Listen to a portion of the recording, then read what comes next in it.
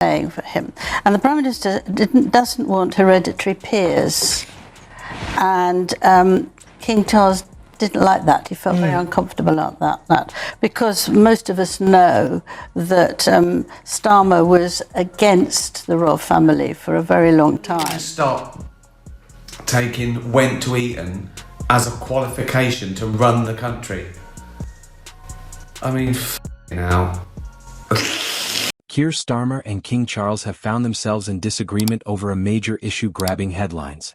Starmer, the Labour Party leader, opposes the King's firm support for Ukraine in its conflict with Russia. This clash of opinions has ignited a political storm. Jax, yeah. The kids are there to see the King. They don't even know who Angela Rayner is, and yet she's waving at them as if she's trying to, as if the kids think she's Taylor Swift or something. Hopeless Kier is also waving at them. If you see him, he's kind of going, hello. Kier Starmer, typically seen as a unifier, is now in a tough spot trying to align his party's direction with his personal views. Meanwhile, Ricky Jay, never one to hold back, has criticized Starmer for how he's handled these tensions. Jay is questioning how figures like Starmer, with controversial past views, are making decisions impacting the country.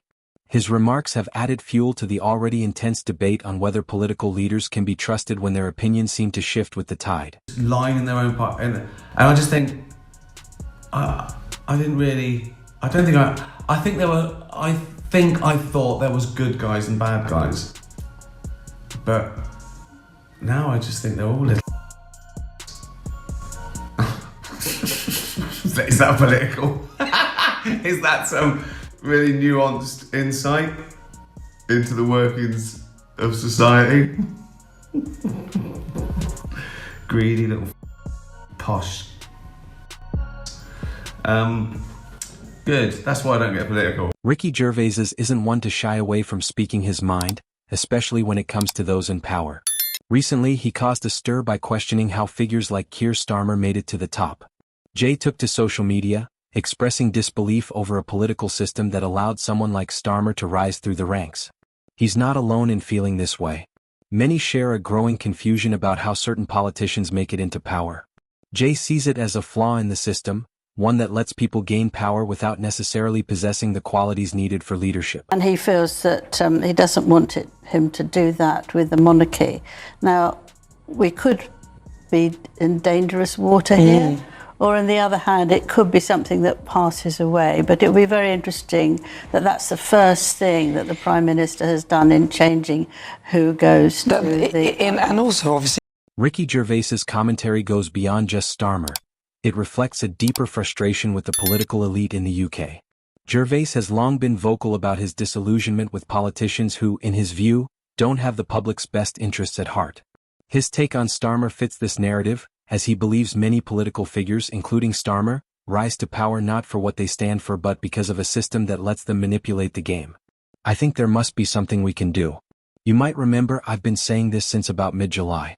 2 weeks into this government, I was saying there's something wrong about the whole Starmer situation. Whether it's his personal life, political life, or how he conducts himself, there's something wrong about him as Prime Minister of this country. And it's only been confirmed week after week. Many rally behind Gervais, agreeing with his skepticism, but others argue that Starmer's rise is the result of a democratic system. However, Gervais's words resonate with those who feel disconnected from a system that doesn't seem to represent the everyday citizen. Starmer, once critical of the monarchy, had aligned with more Republican views within the Labour Party. But in recent months, his position has shifted, with him engaging with King Charles, attending royal events, and softening his rhetoric toward the monarchy. This change has raised eyebrows, especially among those who remember his earlier criticisms. Gervais has been outspoken about this change, calling Starmer out for hypocrisy. He feels that leaders like Starmer are willing to change their tune for political convenience, which undermines public trust. Media scrutiny of Starmer's actions continues to grow. His shift in support for the monarchy has sparked public debate, with some seeing it as a calculated move to appeal to certain sections of the electorate. For many, it feels like Starmer is playing both sides to maintain power, rather than standing firm on principles. Gervais's criticisms have gained traction, especially on social media. His blunt remarks about Starmer's authenticity have resonated with millions, fueling conversations about whether politicians are truly serving the public or just playing the political game.